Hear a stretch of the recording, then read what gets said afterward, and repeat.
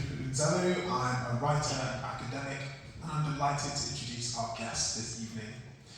Rebecca F. Kuang is the #1 New York Times and #1 Sunday Times best-selling author of the Poppy War trilogy, Babel, An Arcane History, and Yellowface. Her work has won the Nebula, Locus, Crawford, and British Book Awards. A Marshall Scholar, she has an MPhil in Chinese Studies from Cambridge and an MSc in Contemporary Chinese Studies from Oxford.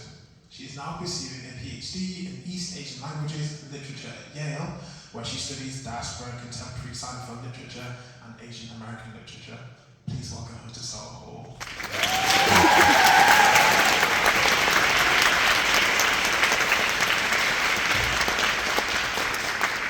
There will be time for audience questions at the end. There will also be signed copies of Rebecca's and my books available for sale afterwards, courtesy of the good people at Blackwell's. But for now, Rebecca, how are you doing? Welcome to Manchester. Thank you. Thank you all for joining me here tonight. It's my first time ever doing an event on stage in Manchester, which is really cool. That's another bucket list item crossed off. And everyone was very anxious because the trains are so delayed getting in, but I was so jet lagged that I slept through all of it and just showed up and having lots of fun. And I feel like British people are always complaining about their train system, but you don't understand what you have. Like, we would kill to have a train system with delays and strikes, because that would mean we have a train system, like, strike every day, like, strike Monday through Wednesday. We could have trains Thursday and Friday, we'd be so happy. So, God bless the National Rail for letting me be here tonight. She's just like us, her trains are late too, she's one of them. I'd like to talk about both Yellowface and Babel this evening. Babel, this fantastic, ginormous, enveloping novel about so many things you have described as your love letter to Oxford and your breakup letter to Oxford. Could you tell us maybe a little bit more about that and what pushed you to explore these conflicted feelings? Well, I started writing Babel in a really weird time in my life, a really weird time in everyone's lives, because it was March of 2020. And I tooled around with some ideas for the novel before we're all forced to evacuate, but the bulk of that novel was written during the very long, confusing, and sad and isolated year that I spent in this little suburb outside Orlando, Florida, where there are actually communities that you're not allowed to live in if you're younger than 65. So that was distressing. And even before then, I felt so weird at Oxford. I feel like most people who go to Oxford feel very weird there. There's this new movie out, Saltburn, about weird feelings at Oxford. I wish it had been better. But you heard it here first. Anyways, it's a place that has so much cultural baggage, and since I grew up reading fantasy novels and I grew up reading Philip Pullman and J.R.R. Tolkien, Oxford had grown to occupy this outsized place in my imagination as this realm where pure knowledge is disseminated and you walk the same paths as the ancients. And then when I got here, it was so strange because the place was so beautiful, but the vibes were bad.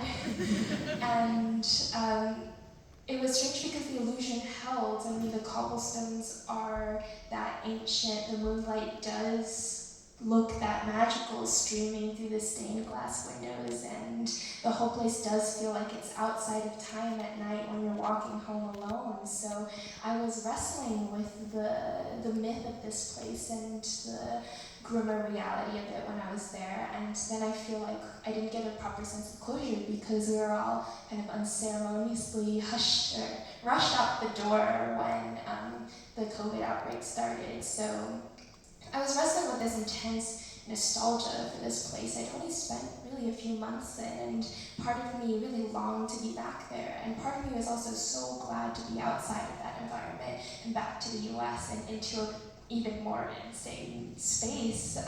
So Babel is a lot of working through those feelings, and there's the obvious disillusionment with the power structure of academia, the interesting colonial narcissists that the place breeds, but the the novel at its core is really about the kind of friendships that are formed at elite institutions and the ties that keep you going and really help you stay alive even in such a starch atmosphere like that one. And I missed my friends so much. I have this cohort of depression buddies I made at Oxford, and the very first scene I ever wrote in Babel is, and I wrote this scene while I was still at Oxford, before I knew really what the plot of the novel was going to be, what the names of any of the characters were, or even what they looked like. So the names have changed, everything else has stayed the same. And it's the scene in the middle of the book where they're all sitting on the floor of Victoire's room, and they're convinced that there's a smell of fruit in the air, and they were playing a card game, and the cards are littered on the floor because they've messed it all up, and they're just screaming and laughing. And then Robin goes home thinking, wow, I found a family. And I wrote that scene word for word to capture that sense of magic I felt walking home from my friend Katie's room at New College. And we'd started this tradition of every week congregating in her place at New because she had a kitchen to cook a perfectly inadequate meal. And then like playing card games and bananagrams, and somebody kept cheating at bananagrams, so there were tiles on the floor, and then somebody started screaming, "I can smell bananas," and I think there was like group psychosis. We were all hallucinating the smell of bananas, and at some point we were going through Katie's room and turning out her coat pockets, trying to find the banana peels, and she was on the floor laughing, and we were shining our iPhone flashlights in her face, demanding where the bananas were. And it's a sort of inside joke that it's really only funny if you were there, but I'm sure we've all felt this way before about a group of people that we really love. And when I walked home, I thought, that's it, that's the book. Like, this is the feeling I want to capture. So that was the love letter. I love that. That's such a fantastic story of the story, which is one of the things I think that really draws us to exactly this kind of event. And I find it so interesting that in the author's notes, there's a kind of acknowledgement that some readers may think, why would an American know anything about Oxford, and why would we listen to your views of Oxford? Well, we've been there as well. Did you feel? I wondered if you could say a little something about that kind of sense of who has the right to write about a topic or a place, since it's so relevant to both books, really. Well, I think that people are very territorial of cities that mean a lot to them. If you are not a New Yorker and you try to write a novel about New York, they come for your throat. And people will write these long critiques on Goodreads about how somebody got the order of like the train stations wrong, this throwaway comment, or how this coffee shop isn't really on this block. And the flip side of this is, as a reader, I love reading somebody write about my city in a way that feels like they see it and they understand it and they know its quirks and they know what's beautiful about it. So I love reading novels about Connecticut and Massachusetts and certain parts of Texas. So when I decided to write about Oxford, I thought, I understood I'm coming in from a position of deficit, because you must understand I grew up in this Anglophilic literary tradition, as many American kids do, reading fantasy novels set in England, but then that means we've also read a lot of bad American writing about England, complete with like all the bloody elves, what you doing, governor? Like, you can tell when the accent is off, and the writer has not really spent time in England and doesn't know, and is writing about England as a mythical place as opposed to a place that has history and has a bloody loaded history. So the author's note is my cheeky way of foreshadowing. I recognize I'm a visitor. Many of us are visitors. Here's what I changed, and here's what I haven't, and here's what I don't mind you're criticizing as long as you do it to yourself. I love it because the author's note ends with a kind of a reminder that if you find anything, any inaccuracies, please remember, this is a work of fiction, and that is the point. The book is also very much about translation. I recently heard the Kenyan writer Younger talk about how even the colonizer needs decolonizing. And I thought that was absolutely fascinating. Was that part of what you were trying to do with this book? Is that part of your work as you see it? I don't know the full context of that quote, but there is a long literary tradition of works that psychoanalyze the colonizer's mindset and points out that this incredibly unequal and unstable relationship warps the minds of both involved, right? The colonizer doesn't have an objective view of reality. Actually, the presumption that the colonizer does have an objective view of reality is why so many academic disciplines are warped and biased in the ways that they are, but in fact has become so narrow-minded and has such a skewed perspective of the world because we are so used to the colonial status quo. So I'm building a body of work that is doing psychoanalysis of both parties and asking, well, what would it take to understand that your whole frame of the world is based on something that's not true. Now what this has to do with language and translation, I haven't thought through because they are disparate concepts. I think maybe one way to bridge them is to realize that speaking a language and living a language really is like living in a completely different world. And I really love using the example of space and time.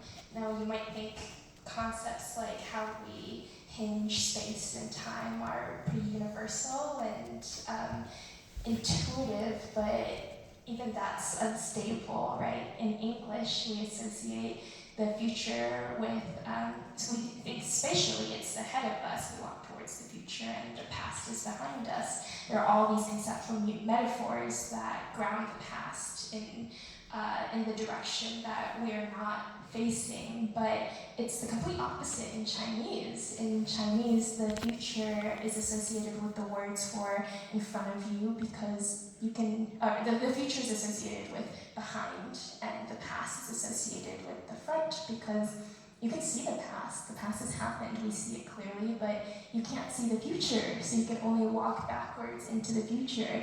So even if concepts like space and time are unstable across languages, think of how much else is different across imagery and metaphor and frames for understanding love and anger and war and peace. So if there's so much change just when you step into another language, like think of all the paradigm shifting that has to happen before you can think from the perspective of the colonized. Absolutely, and I think there's so many different ways in which languages transmute reality. You know, I think of my parents' language, Igbo, in which the word for to switch something on is the same word for to open, or the word for there's no gendered pronouns, and so a lot of native Igbo speakers will often get confused about he and she, and then they're speaking English for the first time. Oh, it's exactly the same in Chinese because there is a written distinction in ta, the third person pronoun, which is also quite a modern invention, but spoken out loud, it's exactly the same. It's just ta for every gender representation. And this has led to a lot of struggle for my parents who will just use he and she interchangeably. Like there are no rules. My parents will constantly, my fiance has he, him pronouns, and my parents will just say, what's she doing? Like when's she arriving? And I've started to build a theory that it's not based on context or their understanding of gender, but whether the previous word, like the word that precedes the pronoun, ends in a vowel or a consonant, because they'll like flip between pronouns in like a single sentence. I love that, and presumably your fiance is very patient and understands kind of the way that language works. And, Babel is a very different novel to Yellowface in terms of its subject matter and the sort of the genre, I suppose, in which it's written. Babel is it's speculative. Yellowface is literary, and as much as I hate that very narrow way of looking at things, because you know, what is a literary novel? It does so many things. What was going through your mind when you made that transition? Do you feel that you will go back and forth between the two? Is that something that you were particularly conscious of even? Honestly, I've had so many clever answers to questions about moving between genres and trying on different voices and taking creative risks, but the honest answer is that one book was written at the beginning of the pandemic when I still had energy and focus and the ability to do all this research for the sake of a single sentence. I mean, I would spend hours and hours reading stuff about transportation in Victorian England so that I could write a single comment about what kind of stagecoach they were riding to get from one city to another. And then the pandemic went on and on and on, and I think it really did something to all of our brains.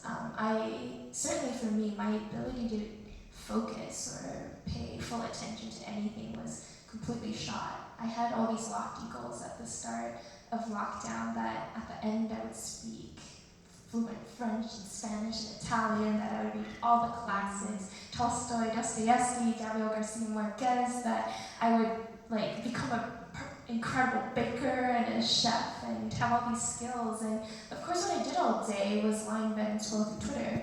And everybody was just lying in bed and scrolling through Twitter, and I felt like all I had the attention span for was these tiny little bite-sized takes about how the world worked. And on the reading front, I could only get through the shortest psychological thrillers, stuff that was so pacey and quick and propulsive that I was just reading for the twist at the end. I wasn't even sitting with the sentences at all. So when my mind had dissolved to that point, the only thing I could write was a book like Yellowface, which uses the prose style of social media, and especially very antagonistic places like Twitter that rewards quick, reductive, bite-sized takes of the world that fit easily into pre-existing frames of reference, like, oh, the problem with X is Y, or if you think this, then really you've been like this all along. I mean, these are horrible ways to describe the world and think about it, right? And they're completely devoid of any nuance, and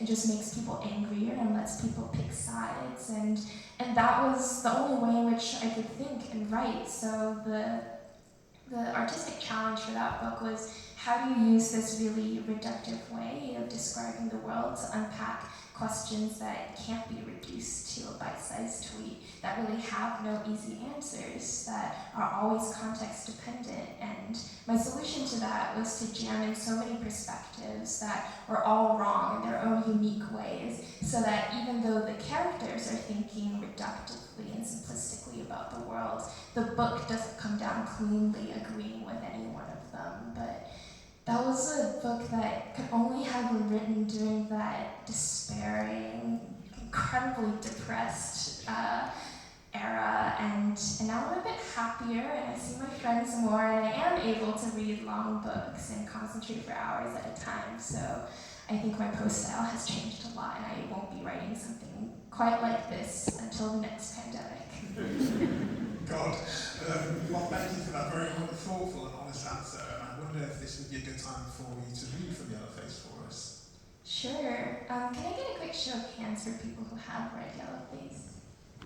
Great. So I'm not spoiling anything. And even if you haven't, this is from pretty close to the beginning of the book, so it's easy to get context. The context is our main character, June, is celebrating with her frenemy Athena at a rooftop bar, and it's some of my favorite writing I've done about how jealousy feels and the precise flavor of jealousy between writers. Be happy for her, I tell myself. Just be happy for her and let her have this night. People always describe jealousy as this sharp, green, venomous thing. Unfounded, vinegary, mean-spirited. But I felt that jealousy to writers feels more like fear. Jealousy is the spike in my heart rate when I glimpse news of Athena's success on Twitter. It's still called Twitter back then. Another book contract, awards nominations, special editions, foreign rights deals. Jealousy is constantly comparing myself to her and coming up short. Is panicking that I'm not writing well enough or fast enough, that I am not and never will be enough. Jealousy means that even just learning that Athena's signing a 6-figure option deal with Netflix means that I'll be derailed for days, unable to focus on my own work, mired by shame and self-disgust every time I see one of her books in a display. Every writer I know feels this way about someone else. Writing is such a solitary activity. You have no assurance that what you're creating has any value, and any indication that you're behind in the rat race sends you spiraling into the pits of despair. Keep your eyes on your own paper, they say. But that's hard to do when everyone else's papers are flapping constantly in your face. Though I feel the vicious kind of jealousy too, watching Athena talk about how much she adores her editor, a literary powerhouse named Marlena Ng, who plucked me from obscurity and who just really understands what I'm trying to do on a craft level, you know. I stare at Athena's brown eyes, framed by those ridiculously large lashes that make her resemble a Disney forest animal. And I wonder, what is it like to be you? What is it like to be so impossibly perfect, to have every good thing in the world? And maybe it's the cocktails, or my overactive writer's imagination, but I feel this hot coiling in my stomach, bizarre urge to stick my fingers in her berry red painted mouth and rip her face apart, to neatly peel her skin off her body like an orange and zip it up over myself. So that was fun.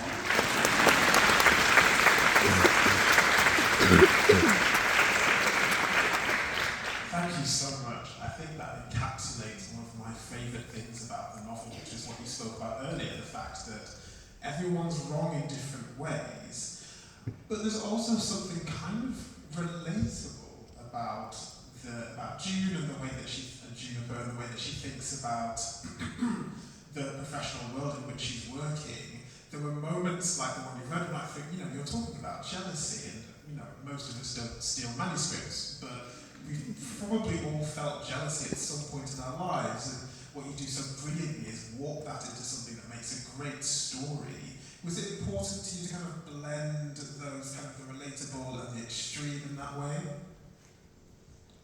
It was really important to me that everything June thinks, everything she says, every awful feeling that she has is something that we could relate to and have felt ourselves. And I think we need to get better about having very honest and transparent conversations about jealousy in the professional writers sphere, because let's just be honest, we all feel it constantly. We all feel it towards others when other people win a prize, when other people get a higher advance, and somebody else gets a movie deal or a TV deal. I'm like, well, why not me? And I think for most people, that jealousy can be quite healthy. It's good to light a fire under your ass, and if you take it as motivation, as a way to push yourself and write harder and write better and take your craft to the next level because you want what somebody else has. This could be a very healthy way to process jealousy instead of suppressing it entirely and pretending like we're all super zen about it and have never felt it ever.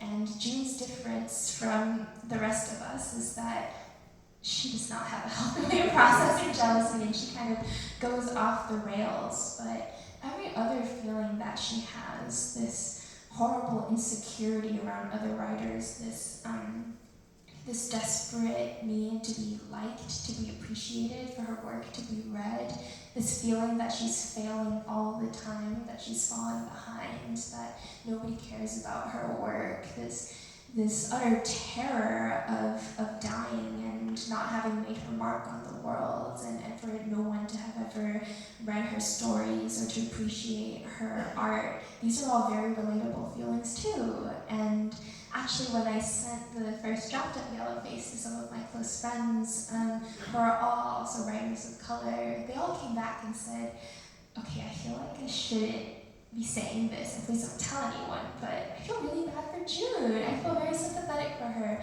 And I think a lot of readers feel this way too, and that delights me because that's the point. You're supposed to feel for her. She is supposed to have those seeds of feeling and bad feelings in every one of us. And sometimes it's just fun to watch the other option play out in a safe space, like within the covers of a book, as opposed to in real life on social media. I think it's really fun and actually healthy to imagine the worst possible thing you could do and follow it to the logical conclusion. Because in therapy, there's this heuristic that I've been taught, which is if you're feeling like really panicked and anxious about something, you ask yourself, okay, well then what? So say, oh, I'm afraid I'm not going to get this paper done on time. So then what? So I'm not going to get great marks on this paper. So then what? And the point is to prove that the world is not actually going to end if you don't manage to do little things on time or well.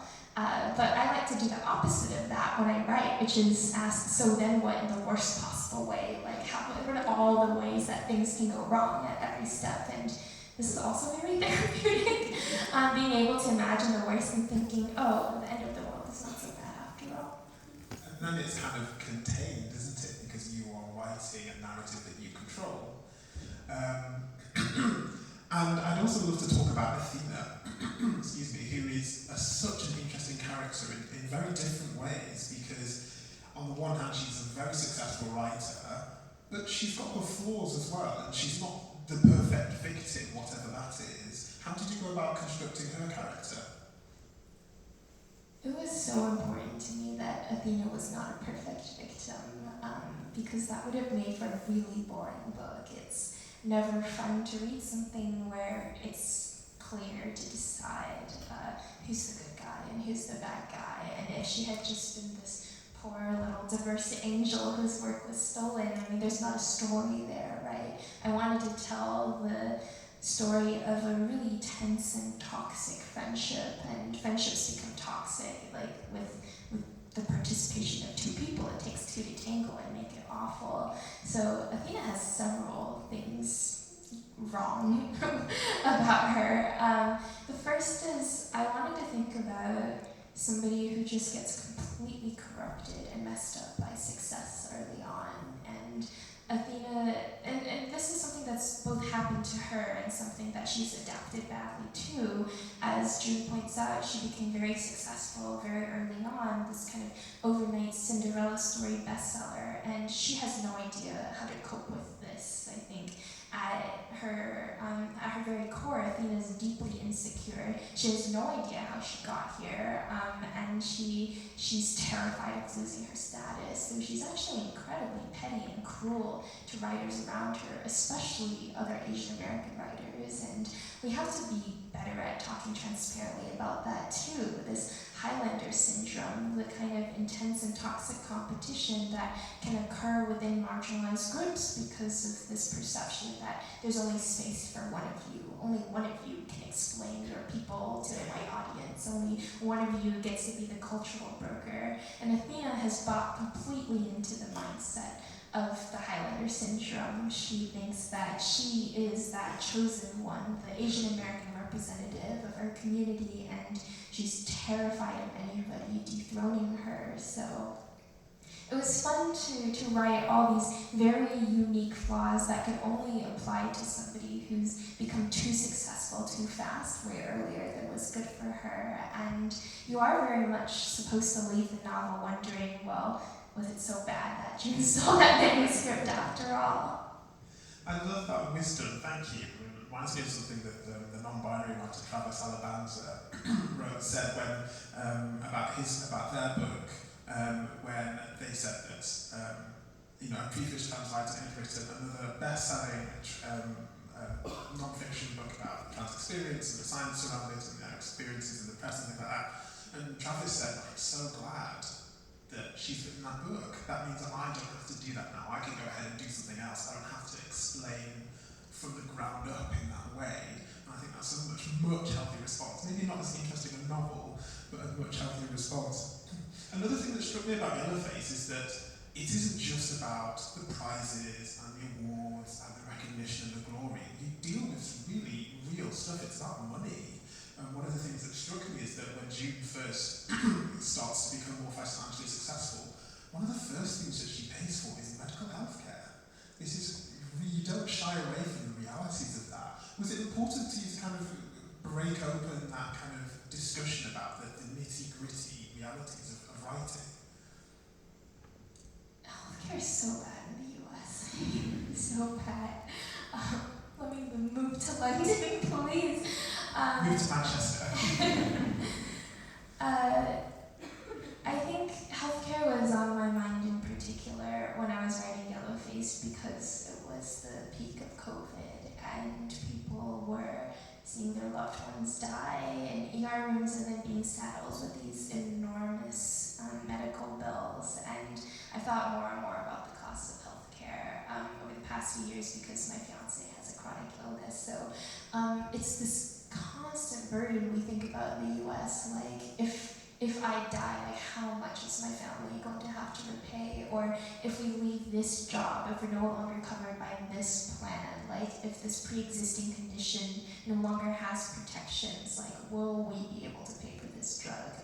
So it's not even like a particular issue I wanted to break open for writers, it's just something we have to worry about constantly in the States. So of course June is worrying about it because so many recent college graduates, once you turn 26, you're no longer covered by your parents' insurance, and people just don't see a primary care doctor. They don't get cervical cancer screenings. They don't see the dentist. They don't get their teeth cleaned. They don't get screened for cavities because it all just costs so much. So June doesn't know how to be a rich person. She just knows how to pay her bills for the first time. Another way in which June is actually incredibly sympathetic. Maybe I'm talking myself out of the reading that June is a villain.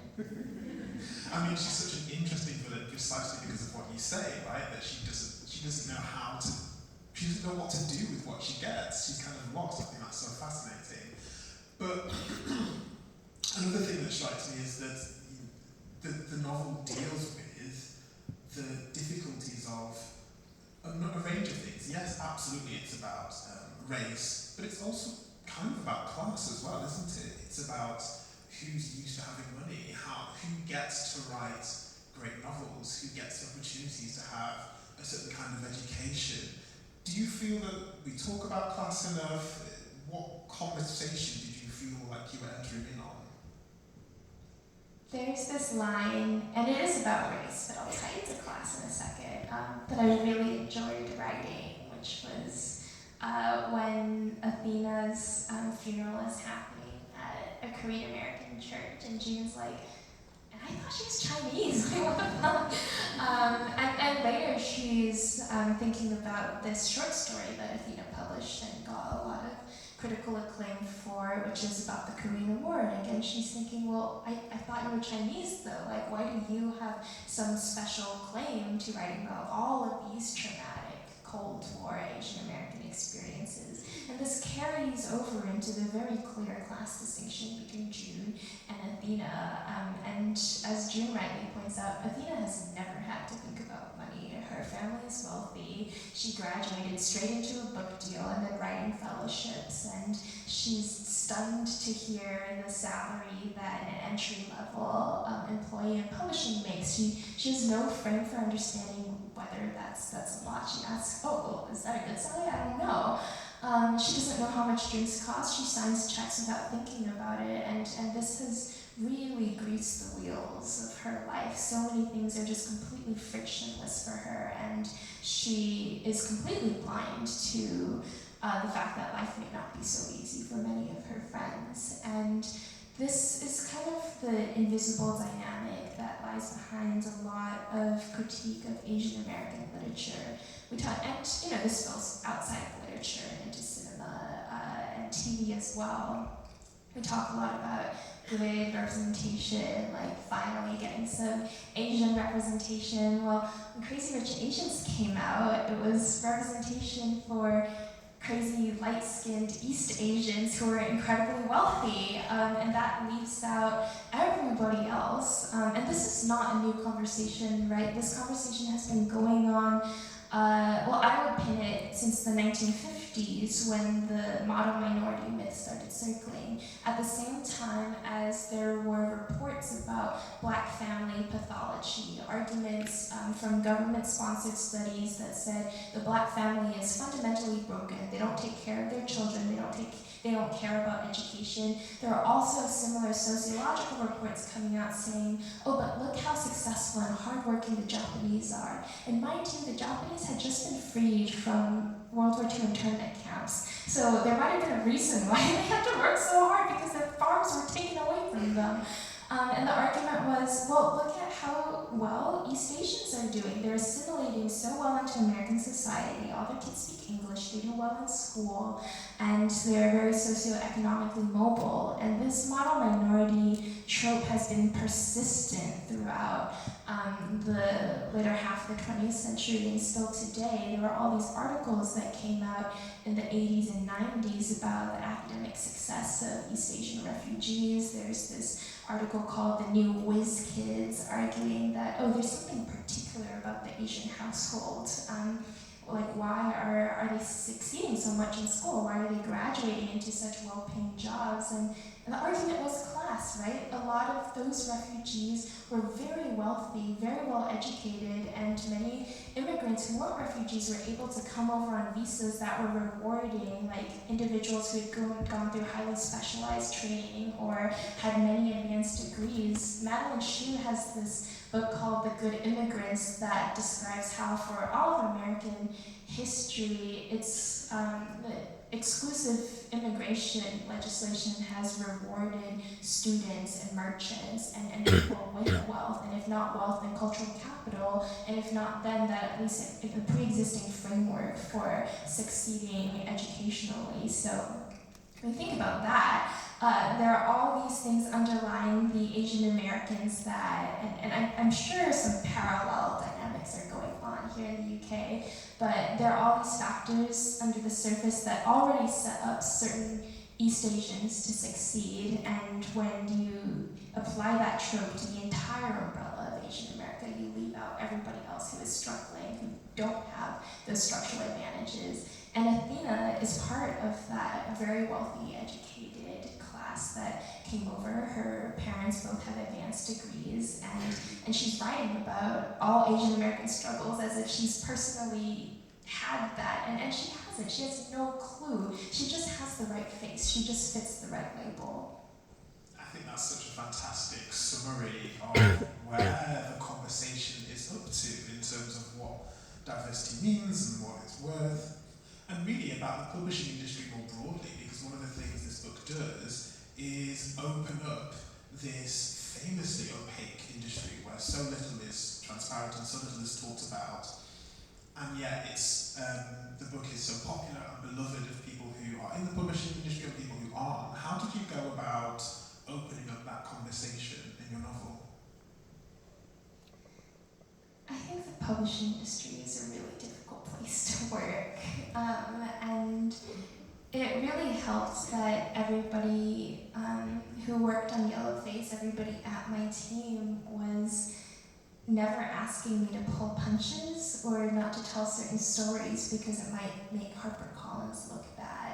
I actually felt like the whole time I was working on revising the novel, and then as we were thinking about the campaign for it, I had these like little devils, no angels, just devils on my shoulders, leaning forward and whispering like, here's some other gossip that you can put in. Like, you don't even know half the shit that goes on in the office. And that was really wonderful because it's worth remembering. And I think I should point out part of the context here is that while the Yellowface was in production, the HarperCollins strike was going on in the US. So I was having all these conversations with lower level junior employees about what was messed up about the industry, why so many people were leaving, why the high turnover rate, why it's so difficult to change the composition of the people in the room who make those acquisitions decisions and decide which books the public is going to see. And I realized, the problem is publishing is not this homogenous mass of racism. It's filled with people who are fighting so hard to get books out there that tell stories that haven't been told before, and they're dealing with a million obstacles as well. So it felt so much more collaborative because of that, as opposed to like a big fuck you to publishing and everybody in it. Because the people in publishing are also saying fuck you to publishing. We've got time for audience questions in a moment, but can I ask you one last time question? How much fun did you have in writing this book? Oh, so much fun. It was just gleeful, cathartic joy all the time. I'm really glad. I'm really glad. We've got some time for audience questions now. I believe we've got a couple of roving microphones. Would anybody like to ask a question to the author? I see some hands. Lovely. There's someone just on the end there. Thank you. Oh yeah, hi.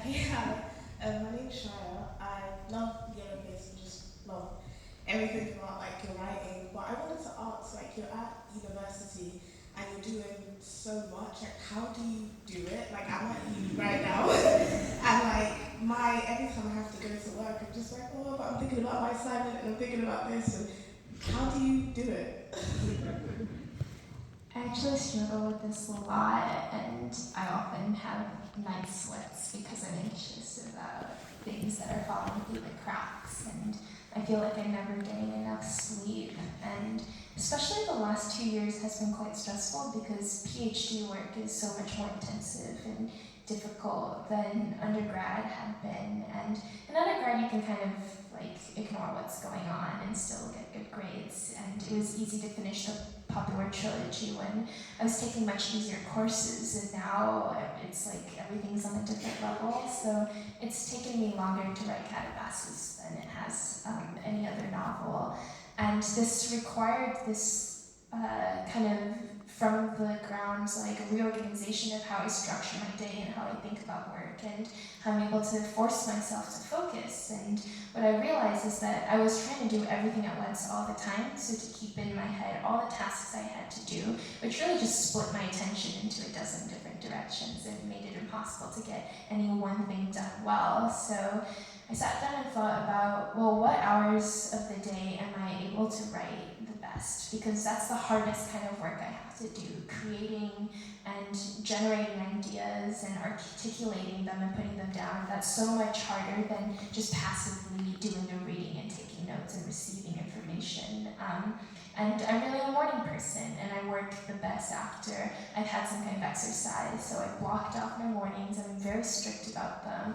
I'm not allowed to go on the internet until I've done my writing sessions, and I won't take meetings in the mornings, which is tough for everybody in the UK. But I'm just really, really protective of that time. I mean, last week, one of my friends was trying to text me about an upcoming engagement surprise for her sister, and I said, that's great, but I'm offline right now, so talk to me afternoon.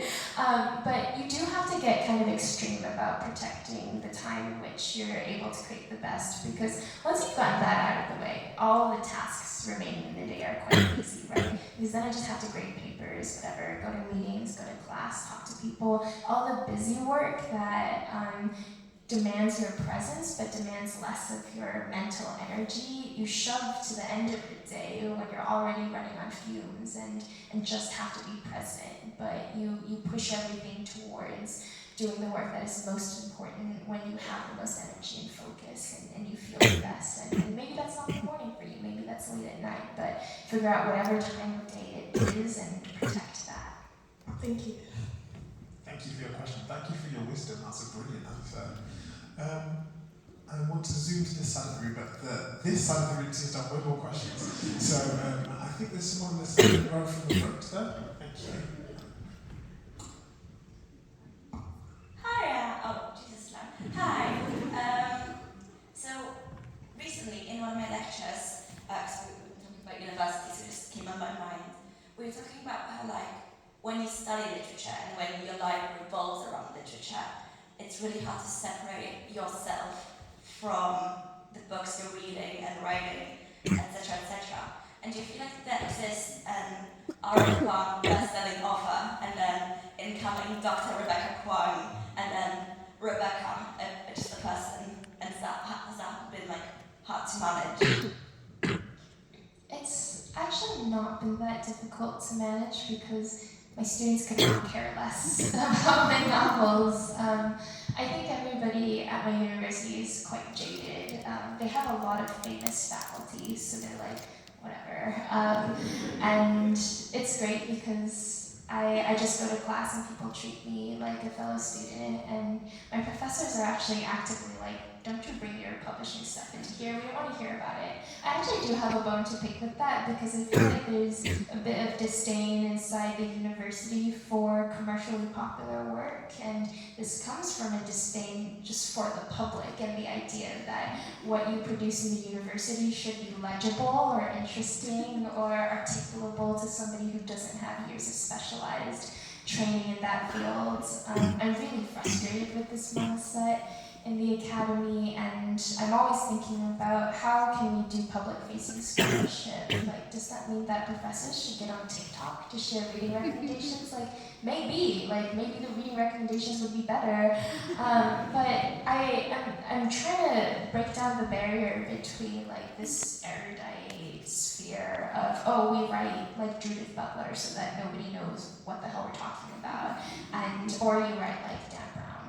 And I was talking to a friend at lunch today who was complaining about a creative writing professor who said on like multiple different occasions, well, I'm not going to teach you to write like Dan Brown, and you might sell fewer books, but you'll write better. And it's like, what if we just wrote better and also sold more books? What would be so wrong with that? So I don't know how this all relates to the original question of is there a here, Rebecca, but I think I am able to toggle on and off. Oh, I'm thinking about the creative work now, and I'm thinking about the scholarship now, because they're both equal passions of mine. They're both vocations, and one doesn't come at the sacrifice of another. I don't feel like I have to change who I am. They're just all things I'm excited about at different points in the day. That reminds me of a story that Margaret Atwood tells about a dinner she was at, where somebody turned to her and said, "Oh, you write bestsellers?" And she said, "For what purpose?" Another question. I think there's one just in the middle of this row here, further row from the front. Can we pass the mic on? Thank you.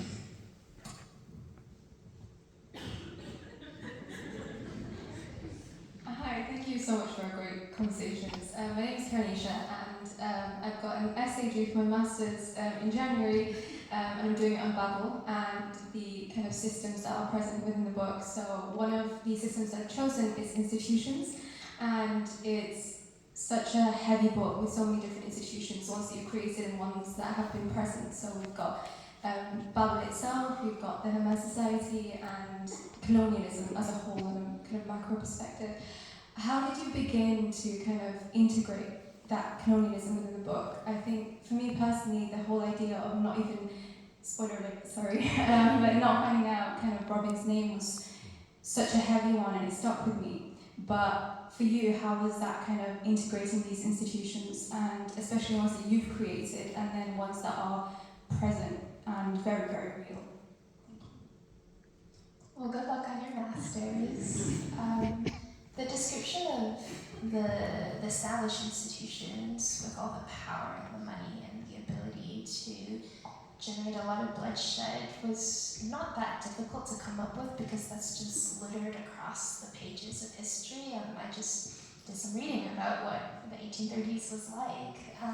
But the institution I want to talk about is the Hermes Society, because that is an institution with almost no power. It's really slapdash and haphazard, and something I wanted to keep emphasizing was that they're really bad at being a secret society. I mean, they're constantly getting caught, and that's because they're kids, because they don't have an opportunity to get older, because they get taken to prison or are killed as they get older. And I've been fascinated in student revolutions and student societies and secret societies for a long time. I think a lot of this comes from the fact that my father was at the Tiananmen Square massacre, and this has had a huge impact on him, and it's informed his values and the way that he has taught me to stand up for what I believe in and to never assume that just because I'm a student I have no power. So I've thought a lot about this imbalance, the fact that student revolutions almost always fail, right? And they fail because they don't have weapons and they're not experienced and they're so naive and romantic and idealistic, and they're completely unprepared for what happens when their lofty ideals come against the cold, hard weight of reality. And at the same time, like, we're still talking about them, right? We still talk about the White Rose Society, we still talk about the Kent State Massacre, we still talk about the students at Tiananmen Square, and I wonder why. Is that because their legacy and their message really has echoed across history? Have they succeeded in this long-term fashion that was not imaginable at the time?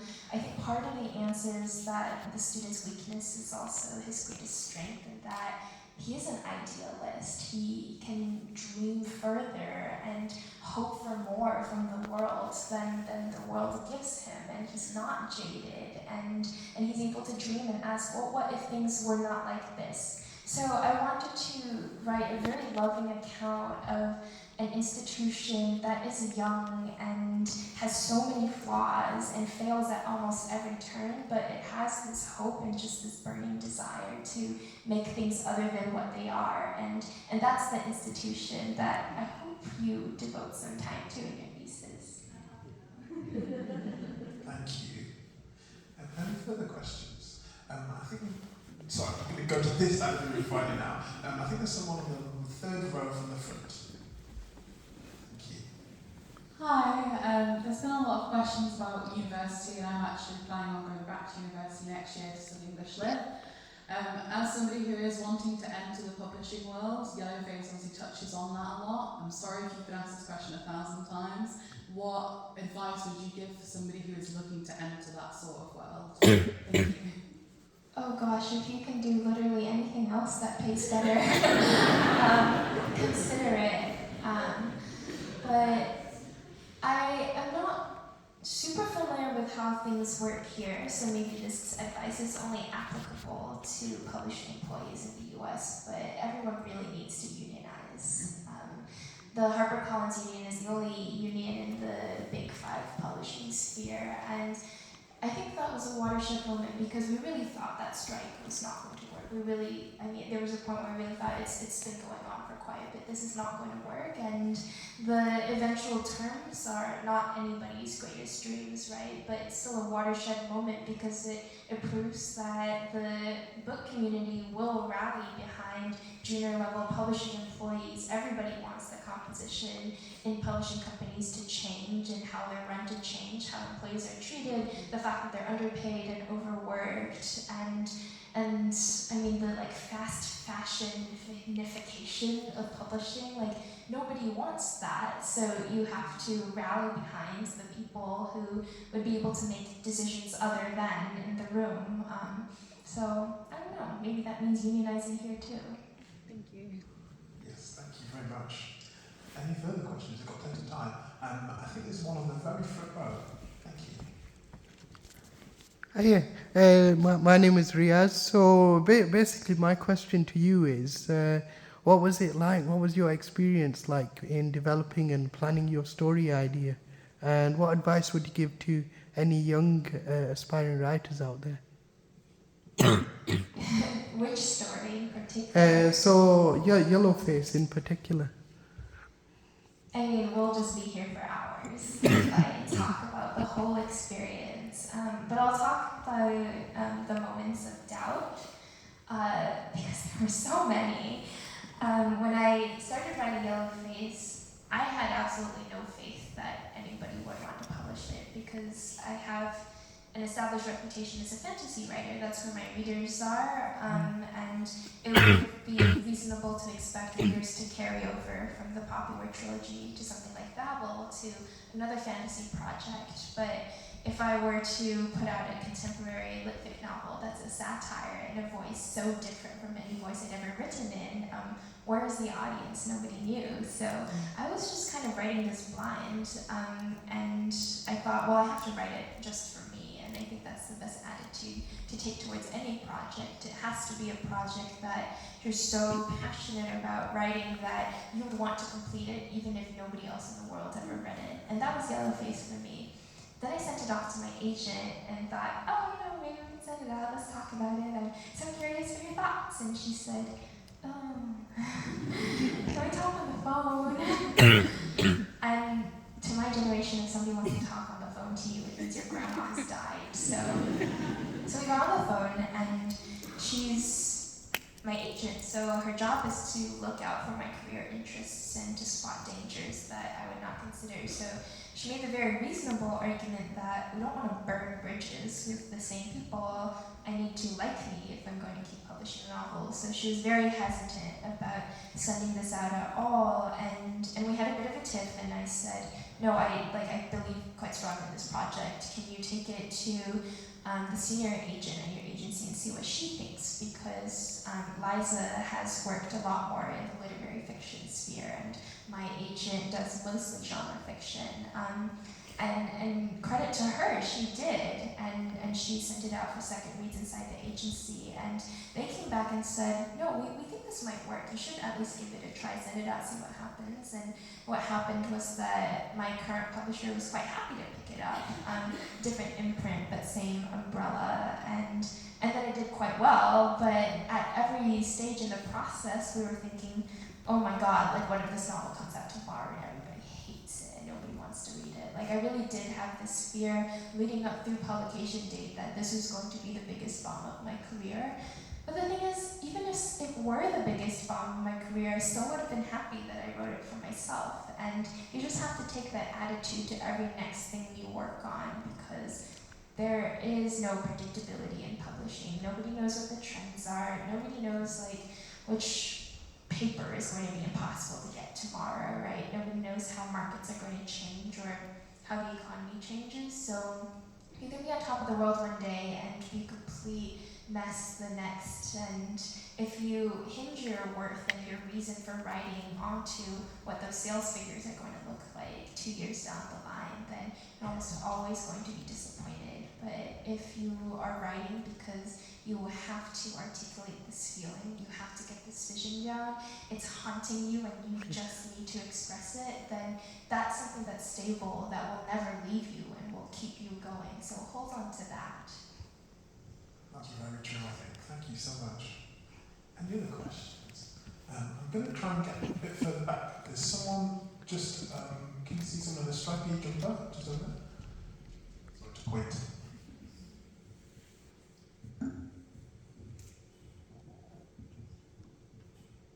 Hi, I'm Aurelia, and I was a massive fan of all of your work, so I just wondered what it was like to start writing and get published at 19 years old, because that's quite young, and it feels like there's a lot of a theme there and comparisons there of being shoved into the spotlight, but you seem to have coped with it slightly better than she did. It's hard to explain what being published at a very young age was like, because I don't have a different growing up process to compare it to. During my last 2 years of college, I just was always working on edits for the Poppy War or revising the next book. I've had a deadline for a manuscript since I was a teenager. I've never lived without thinking about the next book. But that being said, there are a couple things that I think helped keep me grounded and helped me not become a monster, I guess, like Athena. And the first is I didn't have that overnight bestseller story. I think people are always really surprised to hear that none of the Poppy War trilogy books ever made it onto any kind of bestseller list. And it felt really heartbreaking at the time. For most of the publication of that trilogy, up through when The Burning God finally came out, I was nauseous a lot of the time even thinking about how those books were doing, because I'd gotten this prized book deal for a trilogy and the sales weren't up to anybody's expectations, and I was thinking I'd blown it and I'd lost my only chance to make it in the book world. world, and I was watching all these debut authors around me become overnight bestsellers, and I was so jealous and insecure and worried that I would never get there. And then what happened was that I was very fortunate, and the books found their readership slowly, and that readership grew and grew over the years. And I've had an interesting sale trajectory for that trilogy in that usually the book does the best in the first year it's out, and then sales steadily wane after that. But the chart for the Popular trilogy goes in the other direction. And I think that slow ramping up as I got older gave me space to mature and develop and become the person who was ready to step onto stage when Babel and Yellowface did as well as they did. And I'm also grateful to have a readership that let me grow up on the page, because it's hard for me to read the Popular trilogy now. I don't write like that anymore. I don't recognize the girl who wrote like that. I have a friend who recently, it's Samantha Shannon, she recently released this rewrite of her debut novel, The Bone Season, and I looked at her edit manuscript when she was working on it, and it's just like it was red everywhere. She changed almost everything, and it's incredibly impressive of her to do something like that and face on her younger self and have so much generosity and say, you know, you had some good ideas, kid. Here's some better ways to express them, and I could never do a project like that. I'm just not brave enough. I'm too shy to even like crack open one of those books and read more than a few lines. So I am glad that I've gotten to grow and do something different and become the writer I eventually hope I become with each new book, and have an audience that grows and lets me change on the page. And I think that slow process is what I was so blessed to have that Athena never got. She just had the weight of celebrity from the very first book, and now she's spinning her wheels wondering how she's ever going to live up. Well, she's dead, so she's not doing anything, but I don't worry about whether the next book will live up to expectations, because I've tasted failure and I've tasted success and I've survived both. So I'm just going to write what I like and hope that at least one other person likes it too. Thank you so much. Are there any further questions? I think there's one just on the very front row. Sorry to make you run around.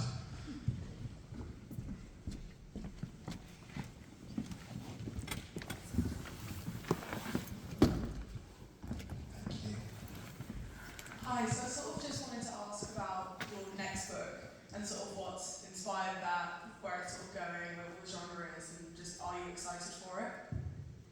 I'm so excited about Calabasas. I'm having a lot of fun writing it right now, which is tough because when I have that intense relationship with the manuscript, I don't want to give it away, and I feel this real sense of heartbreak actually when a book is completely through with edits. Because by the copy editing phase, I'm not really writing it anymore. I'm just fixing little mistakes. But by the time a book like Babel went out into the world, I had been done working on it for about 2 years, and I felt this weird sense of grief and guilt every time people said, "Oh, this is great," because I felt like it was the greatest when it was a mess and I was pulling it together and deeply involved with it, and I don't get to have that anymore. It's gone, it's out there. But I'm deeply involved and carefully constructing this book right now, so I'm the happiest I'll ever be with this project, and I'll be sadder about it 2 years from now. But what I can say is that it is coming out in 2025. The title is Calabasas. It's supposed to come out in 2024, but I'm trying to do a PhD and I'm also getting married next year, so I wanted a year off from touring and just go on my honeymoon and relax and be a person for a little bit. But this book is so much fun because I have spent so much time working on these epic fantasy novels with really clear magic systems, with very direct parallels to the history of the world that we know, and even a world that is an epic secondary world, like the setting of the Popular trilogy, is still a stable place. It has rules, and you know what they are, and you can anticipate that a city that's 100 miles away one day will still be there the next. But I have become increasingly fascinated in worlds that fall apart if you blink, and settings that make absolutely no sense. The best example of this is Alice in Wonderland.